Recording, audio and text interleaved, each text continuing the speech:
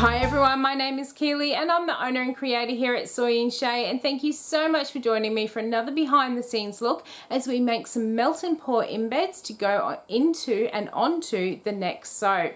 Now make sure you stick right through to the end of the video to see some of the photos at the end, because I do have some photos of this one taken at night time. Let's go. So I'm going to make some star embeds, and I'm going to use these silicone column embed molds. They're really easy to use and you can use them with both melt and pour and cold process. If you're using cold process, you do need to use sodium lactate in them to get them to release, and you have to be very patient. But today I'm going to use some melt and pour. They're really easy to put together. You have one side which has a bit of a groove and another side which has what they call the tongue, and they just snap together. So I like to line them up so that they're flat on a surface.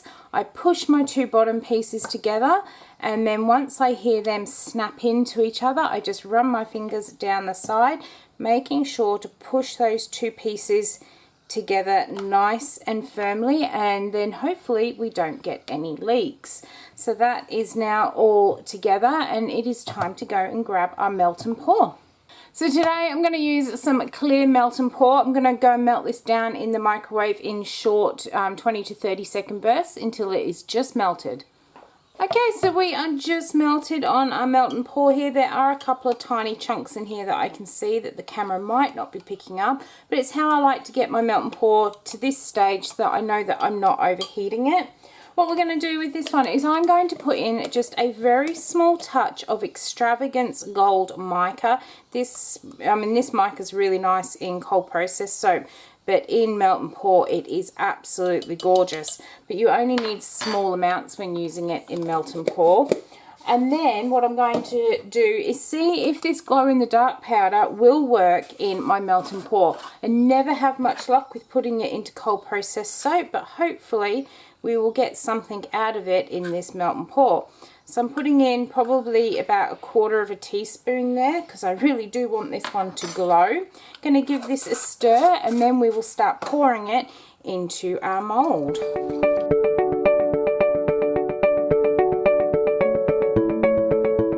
Alright, I had to give that a really good stir just to make sure that glow in the dark powder has incorporated and not sunk to the bottom. So I have got a few air bubbles, so I'm just going to give it a quick spritz with a bit of rubbing alcohol, which will burst all of those bubbles, and we'll go and grab our molds. I've just stood them in a jug to help them actually stand up so we don't end up with melt and pour everywhere when they topple.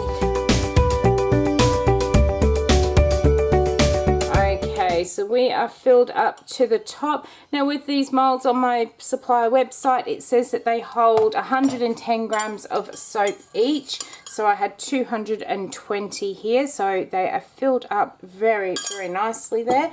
One of these is not quite long enough for my mold, but two of them is way too long.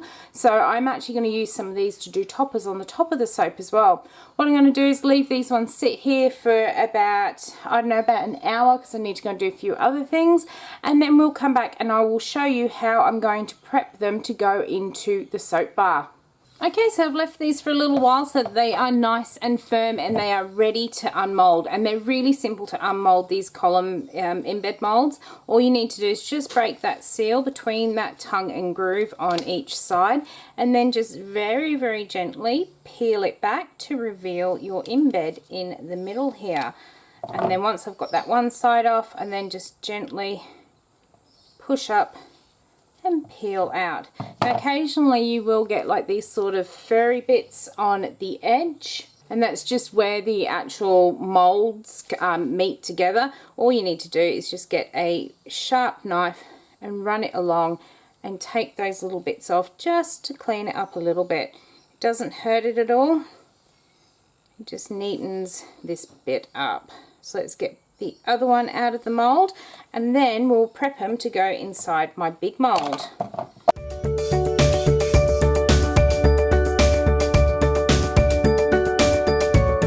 So as I mentioned, one of these is not long enough for the mold, but two of them is a little bit too long. So what I'm going to do on these, you'll end up with a untidy end where it actually sinks down and fills up all those air pockets, and you'll end up with two nice neat ends.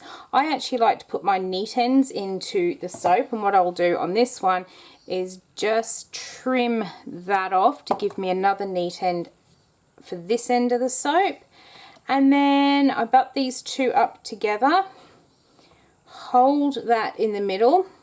Wish that you had a third hand here, and all I've got, I've put my knife underneath, and I'm just going to make a mark on here, and I know now that that is where I need to chop my embed, just there, and that will now give us an embed that is long enough for the mold. Alright, so now that I have this piece, I want to do a star embed on the top of each of my soaps. So I'm going to use the rest of this.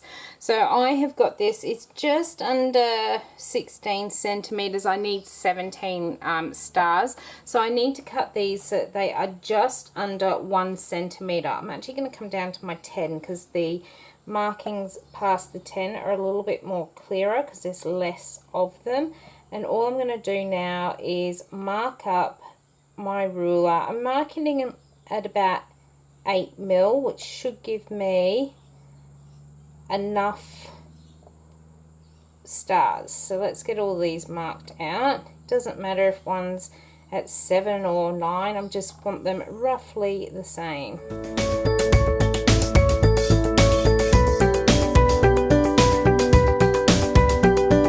Okay, so now that I've got those marked out, I'm just going to take my sharp knife and I'm just going to cut straight down so that we end up with our little stars.